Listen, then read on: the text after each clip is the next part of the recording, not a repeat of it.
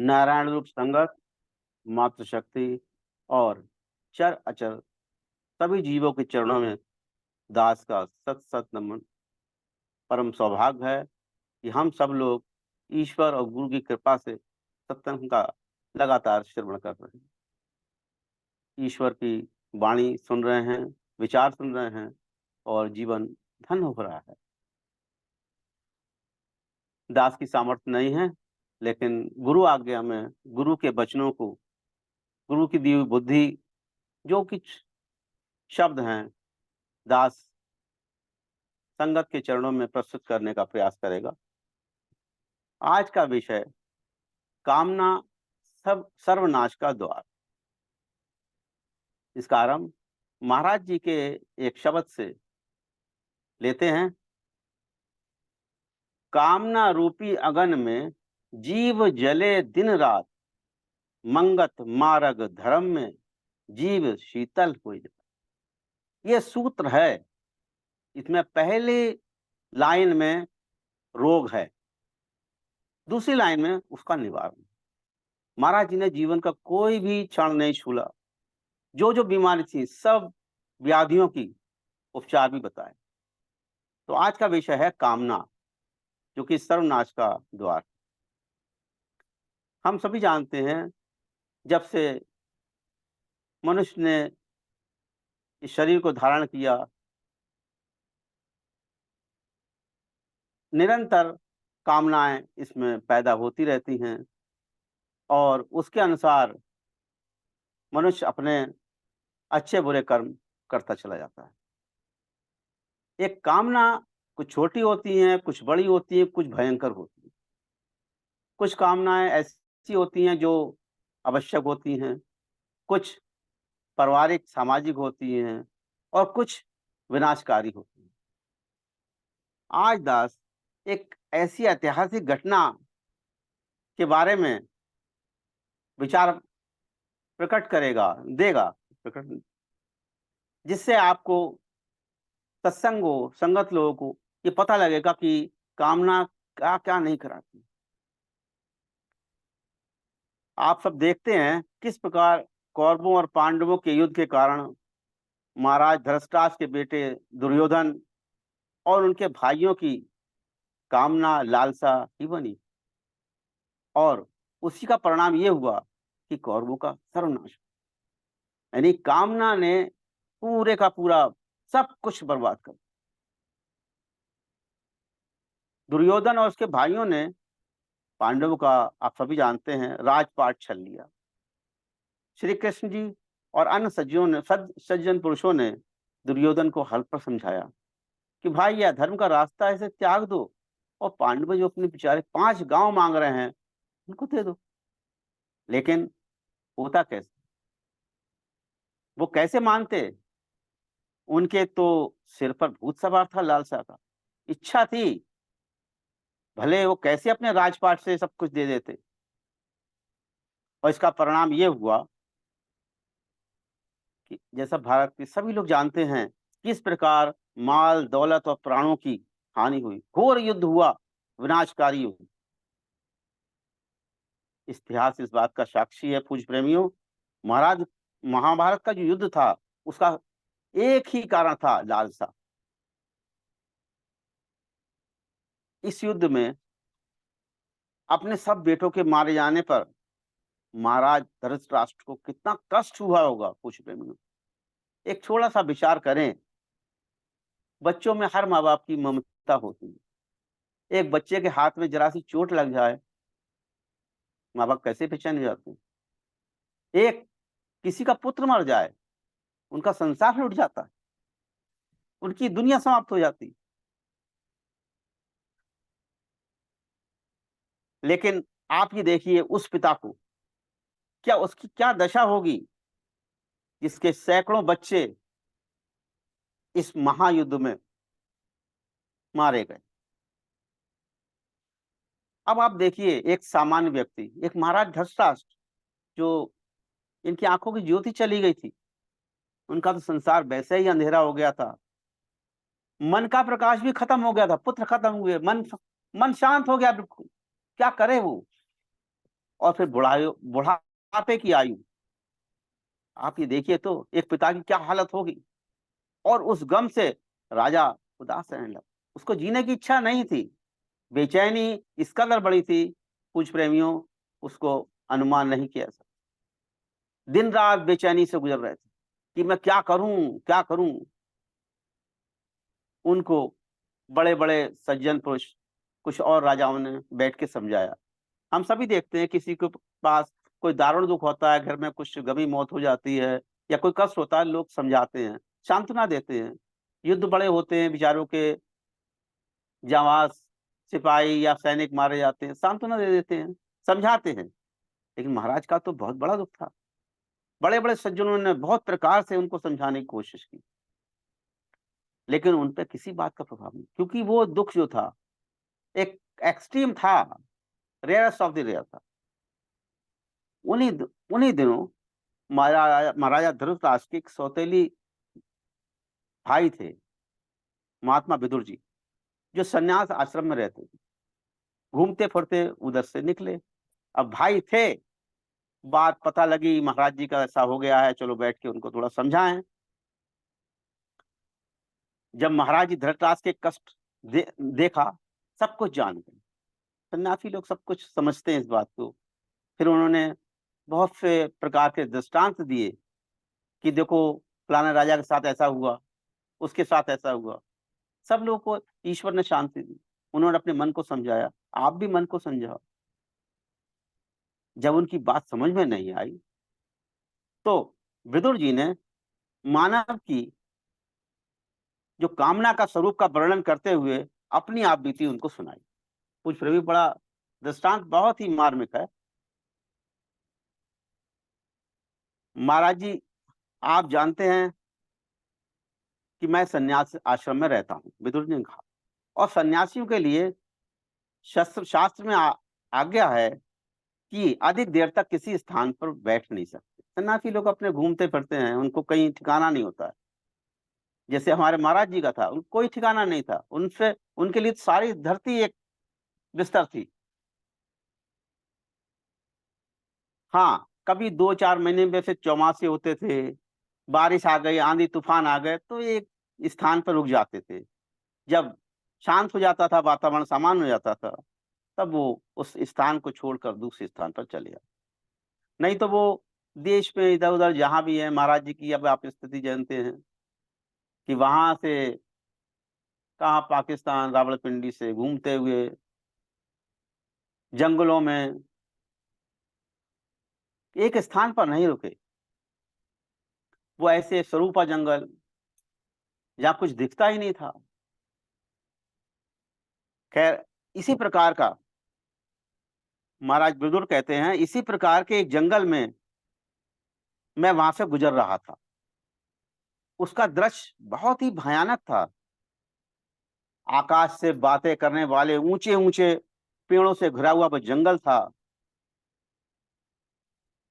जंगल में दिन में भी रात होती थी, सूर्य देवता तो दिखाई नहीं देते। उस जंगल में वृक्षों के अतिरिक्त बड़े कांटेदार झाड़ियाँ थीं, जिनसे गुज़रना मृत्यु के मुख से बचने के समान था। इस घोर जंगल में जंगली पशुओं की चिंगाड़ और शेरों की दहाड़ दिन की शांति को समाप्त करती जा रही थी। बस यही डर था कि अभी मृत्यु दबोच ना ले। मैं हैरान था कि कहाँ फँसा, फिर मैं चलता जा रहा था। शाम होने को आ रही थी, तभी मेरी दृष्टि में एक विचित्र दृश्य दिखाई दिया। महाराज जी को, विदुर जी को एक दृश्य जो दिखाई दिया उसका वर्णन देखिए। वो क्या देखते हैं कि मेरे से काफ़ी दूर एक मनुष्य धीरे-धीरे भटकता जा रहा है। जंगल की भूल-भुलैया से उसको निकलने का मार्ग नहीं मिल रहा है। बेचारा हैरान और परेशान है। ना मालूम कब से वो भटक रहा था। ये जंगली पशुओं की भयानक आवाज़ों से वो डरता जा रहा था, इधर-उधर भाग रहा था, चीख रहा था। कांटेदार झाड़ियों से कभी उलझता था, कभी पेड़ों से टकराता था। भागते भागते उसके पांव जख्मी हो गए। कांटों के लगने से उसका बदन भी जगह जगह से उसका खून बहने लगा, कपड़े फट गए। जब वो जैसे ही वो मार्ग पे भागने लगा तो सामने एक डायन की तरह बाल बिखेरी एक आकृति आ खड़ी, जिसके डर से वो चीख मारकर पीछे भागने लगा वो व्यक्ति, और फिर नए सिरे से झाड़ियों में उलझ जाता। एक बार ऐसा ही हुआ कि ज्यों ही वो डर के भागा, दूसरी ओर एक उसे खाई दिखाई दी। वो खाई तो बहुत गहरी थी, वो नीचे तक पहुंच जाता तो अवश्य ही उसकी मृत्यु हो जाती। मार खाई के किनारे से सटी हुई एक वृक्ष की मोटी जड़ को पकड़े हुए सिर के बल लटक गया। इस प्रकार सिर नीचे और टांगे ऊपर थी। नीचे दृष्टि पड़ने पर देखा कि एक बड़ा सांप खाने को तैयार बैठा है। मारे भय के उछल के बाहर निकलना चाहता था, क्या क्या देखता है कि बड़ा सा हाथी 6 मुंह और 12 टांगों का बाहर खड़ा है। कुछ प्रेमियों, हमें तो एक दृश्य 1 सेकंड में दिख लिया, हवा खराब हो जाती, कितना परेशान हो जाते हैं। आप उस व्यक्ति की स्थिति देखिए। उधर खाई के किनारे मधुमक्खियों का छत्ता लगा हुआ था। मक्खियों ने जब खड़खड़ाहट सुनी तो एकदम से बाहर ही उस व्यक्ति पे आक्रमण कर दिया। उसके पूरे शरीर पर वो चिपट गईं। वो चीख रहा था, कर्रा रहा था। इसके अतिरिक्त एक और भयानक बात देखी कि जिस जड़ को वो पकड़े हुए खड़ा हुआ था, उसकी जड़ को 2 चूहे काट रहे थे। अब तो उसको उसका भय की सीमा नहीं रही। भय के मारे उसका रंग बिल्कुल पीला पड़ गया था, सूख गया था, जबान सूख गई थी। हाँ, उधर जब मधुमक्खियां उड़ रही थी, उसको काट रही थी, तो उस छत्ते से 2-4 बूंदे शहद की गिरी और उसके मुंह में पड़ी। वो आदमी वो बूंदे देखकर प्रसन्न हो गया। आहा! क्या स्वाद है। वो जो कष्ट देख रहा था, वो भूल गया। अपनी भयानक दशा को भूलते हुए एकदम बोल पड़ा, इतना स्वादिष्ट फल, इतना स्वाद तो कभी मिला नहीं। वो शहद, अरे मक्खी, तुम मुझे काटती जरूर हो, और काट लो, थोड़ा सा शहद जरूर मुंह में डाल। ये जीभ की स्थिति, क्या मजे का शहद है। एक ओर हाथी के आने का भय, दूसरी ओर चूहे के जड़ काटने का भय, तीसरी ओर सांप जो काटने आ रहा है उसका भय।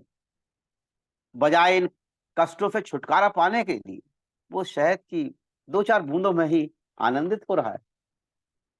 सब कष्ट भूल गया वो। महाराज धृतराष्ट्र ने जब पूरी ये कहानी सुनी और वृत्तांत सुना और ये दृश्य सुना, तो महाराज धृतराष्ट्र ने प्रश्न किया विदुर जी से, क्या ऐसा संभव है? वो कौन सा प्राणी था और ऐसा वन वो कहाँ पर है? एक प्रश्न आता है जब पूरी कहानी कि क्या ऐसी घटना संभव है जो हुई, ये आपने सुनाई? क्या प्राणी, ऐसा कौन सा ऐसा प्राणी है जिसके साथ ऐसा हुआ, और ऐसा वन भी कहाँ है? मुझे तो उस पे बड़ा दया आ रही। विदुर दरअसल आप जी अपना कष्ट भूल गए, आप देखिए तो। मुझे तो उस दिनवन पर बड़ी दया आ रही है। विदुर जी, क्या आपने उसको इस कष्ट से निकालने का रास्ता नहीं बताया? आप सब देखते रहे उसको। ये सुनकर विदुर जी राजा से कहने लगे, अब देखिए मूल बात। महाराज, वो प्राणी कोई विशेष व्यक्ति नहीं था। हम सब उस प्राणी के समान हैं। वास्तव में ये संसार ही घोर वन है, और वन के झाड़ झंकाड़ ये सब मानव शरीर। इसमें हर प्रकार के उतार चढ़ाव आते हैं। ये तकलीफों, प्रतिदिन रोग, घरेलू झगड़ों की तरह हैं, जिसका सामना हम रोज रोज करते रहते हैं। और जो आपने डायन देखी सामने से आ रही थी, वो आपका बुढ़ापा है। ये सब आपकी दृष्टि में एक साथ दिखाई दे रहा है। वो खाई मनुष्य का जो 5 तत्वों का बना हुआ शरीर है, वो जो खाई थी, और गड्ढे से लटका हुआ जो मानव है, वो वासनाएँ हैं। वासनाएँ लटकी हुई हैं, एक से एक अनंत वासनाएँ हैं। और 6 मुँह वाला हाथी जो धीरे-धीरे आ रहा था, वो वर्ष की रात है, हर वर्ष की 6 महीने की रात, जो आयुओं के दिनों को समाप्त कर रही है। और शहद की मक्खियाँ जो काट रही हैं, वो नित्य प्रतिदिन के जो झगड़े छोटे-छोटे वो हैं, क्यों छोटे-छोटे डंक लग रहे हैं, परेशानियाँ छोटी-छोटी आ रही हैं। और शहद की जो छोटी-छोटी बूँदें आपके हैं, वो आपकी छोटी-छोटी खुशियाँ हैं, वो आपके मनुष्य जन्म में आनंद दे रही हैं, जो हज़ारों तकलीफ़ों के साथ कभी-कभी मिलती रहती। आप देखिए उस कितनी तकलीफ़ सह रहा था वो व्यक्ति, 1-2 बूँदें पड़ गईं, उसी में आनंद हो गया। जिसकी जिस आ जिन जिनकी आदमी कामना करता है कि मुझे प्राप्त हो जाए, जब मिलते हैं, तो सब परेशानियाँ भूल जाते हैं। थोड़ा-सा मिल जाए और चाहता क्या है मनुष्य कि जिस प्रकार भी हो, ये हमें 2 क्षण की जो खुशियाँ मिल रही हैं, ये बढ़ जाए, कष्ट कम हो जाए। महाराज जी विदुर जी बोले, "महाराज जी, ये कामना का ही स्वरूप है। इन कामनाओं के बंधन से बंधा हुआ मानव शरीर के भयंकर जंगल में चक्कर काट रहा है। एक पल भी शांति प्राप्त नहीं होती, आयु कम होती जाती है, बुढ़ापा डरावनी सूरत लिए सामने खड़ा है कि कब गिरे और कब दबाऊँ। लेकिन जीव को मृत्यु का भय नहीं है। जिस दिन मृत्यु का भय हो गया, वो निहाल हो गया। उसके कर्म ईश्वर सत विश्वास की चले जाएँ। परंतु मानव की भूल देखिए, ये नाशवान सुखों में ही वो फँसा है। जानता है, सुख चाहिए चाहे तत्क्षण में कितना ही कष्ट हो जाए। इस वृत्तांत में आप देखो पूज्य प्रेमियों, कितने भयंकर कष्ट हो रहे हैं। 2-4 बूँदें पड़ गईं, खुश हो गया, सब भूल गया। ऐसे ही संसार की रचना है। जीव हर क्षण कामनाओं में दिन-रात दुखी हो रहा है, परेशान हो रहा है, चीख रहा है, पुकार रहा है, चैन नहीं मिल रहा है। थोड़ी-सी सुख मिल गया, एक क्षण का मिल गया, उसी में आनंद। आप कल्पना करें, गर्मी के दिनों में जब भयंकर गर्मी होती है, आदमी चिलचिलाता होता है, एक ज़रा-सी कभी हवा का झोंका है, सब गर्मी की जो तकलीफ थी, सब भूल गए। यही हम सब जीवों का हालत है पूज्य प्रेमियों, कि बस कामना पूरी करते रहें, कामना पूर्ति है, कहीं तो सुकून मिले, लेकिन सुकून थोड़ी देर क्या मिले, उसी में वो आनंदित हो जाता है। यही कामनाओं का अंतिम परिणाम है कि कामना आप रखती जाइए, कामना बढ़ाती जाइए, कामना कम नहीं होंगी। ये तो एक ज्वर है, ज्वार-भाटा है, एक के बाद एक लहरें आ रही हैं। आदमी दुख-सुख सहन करता जा रहा है, कष्ट सहन कर रहा है, सिर्फ़ क्षण मात्र के लिए, सुख के लिए। अब सोचिए कि किस भरोसे पर कामना करें? क्योंकि कामना तो दिन-रात बढ़ रही है। आप देखिए, ये बड़े-बड़े देश हैं, सब में युद्ध हो रहा है, परिवारों में झगड़े हो रहे हैं, सिर्फ़ कामना। चाइना विस्तारवाद और बढ़ जाए और बढ़ जाए। फ़िलिस्तीन, इज़राइल लड़े मरे हैं। अरे भई, फ़िलिस्तीन की ज़मीन है, इज़राइलियों ने पहले धीरे-धीरे सारी कब्ज़ा ली। अरे भई, उनकी ज़मीन उन्हें दे दो। नहीं, कैसे दे दें? वो तो कामनाओं का भूत सवार है, बर्बाद कर दें, मर भी जाएँगे और मार भी देंगे। विनाश। आप देखिए, कामना एक रखी और विनाश शुरू हो गया। तो महाराज विदुर जी महाराज जी से बोले, धृतराष्ट्र जी से, कि आपके बेटों ने राजपाट की कामना और धोखे से पांडवों का राजपाट छीन लिया। अगर आपने अपने बच्चों को समझाया होता कि बेटा, ये अन्याय है या धर्म है, जो उनका हिस्सा है वो उनको दे दो, और वो थोड़ा ही तो 5 गाँव तो हैं। लेकिन वहाँ महाराज जी का तो लालसा थी कि मेरे पुत्र म मेरे पास दुर्योधन जैसा वीर योद्धा है, सैकड़ों मेरी सेना है, फिर कहाँ डरना है? सब कुछ अपना कर लो राजपाट। और सिर्फ इसी कामना के बस सारा सर्वनाश हो गया। आप महाराज जी, उन्होंने कहा बुजुर्ग जी, महाराज जी आपकी कामना बेटों और राजपाट में थी। आपकी अपनी उनकी कामना आपने बढ़ाई ना, कामना आपकी थी मेरा बेटा चक्रवर्ती राजा बने, संपूर्ण पृथ्वी का राजा बने, कामना आपकी थी। और सिर्फ आपकी कामना नहीं, आपके पुत्रों को, आपके बच्चों को, आपके राजपाट को सब कुछ बोले। इस प्रकार जिस जिस वस्तु की कामना है, पूज्य प्रेमियों, सर्वदा रहने वाली नहीं है। वो कामना उठेगी, अगर शांत नहीं हुई तो विनाश करेगी। ये नदी की तरह है, नदी बह रही है, छोटी छोटी कामनाएं हैं, नदी चल रही है। अगर वेग नदी का बढ़ गया तो मुहाने टूट जाएंगे, तो बर्बादी बर्बादी हो जाएगी।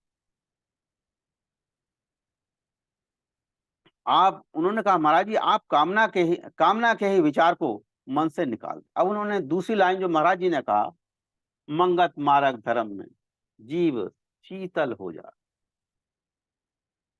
विदुर जी ने उनको फिर समझाया कि आप कामना को ही के ही विचार को मन से निकाल डालें और अपने आप को इस दृष्टि से देखें कि मैं शरीर नहीं हूं, मैं शुद्ध चेतन स्वरूप हूं, ईश्वर स्वरूप हूं।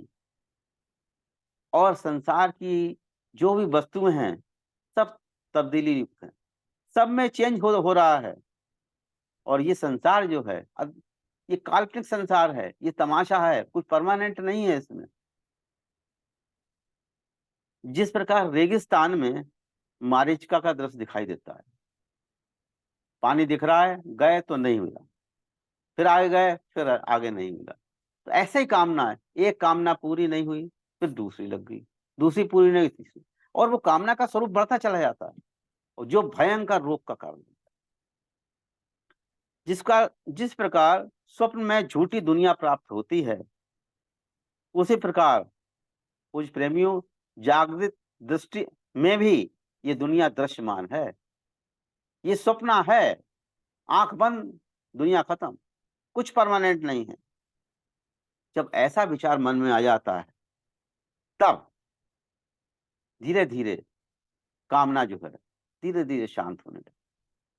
तो विदुर जी ने एक दृष्टांत के द्वारा ये समझाया कि महाराज जी आपकी कामना ने ही ये महायुद्ध करा, अपने परिवार राजपाट सब कुछ समाप्त करवा दिया, सिर्फ आपकी कामना।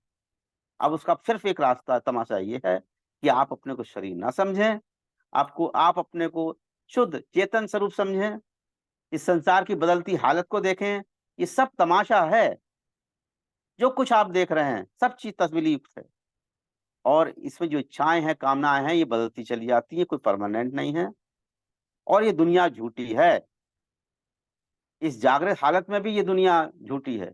हम तो समझते हैं संसार बहुत बढ़िया परमानेंट है, परमानेंट कुछ भी नहीं है। ना हम परमानेंट है, ना दुनिया परमानेंट। परमानेंट है तो एक सत्य ईश्वर, इसके अलावा सब कुछ झूठ है। तो ऐसे में क्या कामना रखनी? ऐसा विचार कर कामना के विचार को आप छोड़िए। विदुर जी ने कहा महाराज जी ऐसा विचार मन में डालिए आप, फिर कामना के विचार को छोड़िए और कामना से मुख मोड़िए। आपकी जो बेचैनी है, परेशानी है, धीरे धीरे स्वतः ही खत्म हो जाए। जिस कारण आप दुख हो रहा है, अगर आपने कामना छोड़ दी तो आपको धीरे धीरे धीरे धीरे सुख मिलने लगेगा। जब सोचोगा जब मेरा कुछ है ही नहीं, मैं शरीर ही नहीं हूं, तो फिर कामना काहे की? शरीर करके ही तो कामना है। ये सब सुनकर धृतराष्ट्र को बड़ी शांति प्राप्त, उन्हें सांत्वना मिल गई, उन्हें स्वरूप का पता लग गया कि मैंने क्या किया, मुझे क्या करना था। धीरे धीरे धीरे धीरे उनकी समझ में आ गया, और फिर वो कुछ रोज बाद विदुर के साथ गंगा नहाने गए, और वहीं उन्होंने अपने प्राण त्याग। तो पूछ प्रेमियों, ये दृष्टांत से निष्कर्ष ये है कि हमें, जैसे महाराज जी के भी सभी विचारों में है कि हमें जैसे-जैसे अब कामनाओं पे कंट्रोल करते चले जाएँगे, हमें सुख प्राप्त होता जाएगा। कामना दुःख का कारण है, जितनी कामना बढ़ाएँगे, उतना ही कष्ट बढ़ेंगे। जितनी कामना कम करेंगे, उतना सुख। अगर सत्य विश्वासी हैं, तो इस शरीर को, शरीर के संसार को, सबको दृश्यमान समझें। ये सब अदृश्य है, सत्य दृश्यमान कुछ भी नहीं है। इन्हीं शब्दों के साथ दास अपनी वाणी को विराम देता है। ओम ब्रह्म सत्यम सर्वम।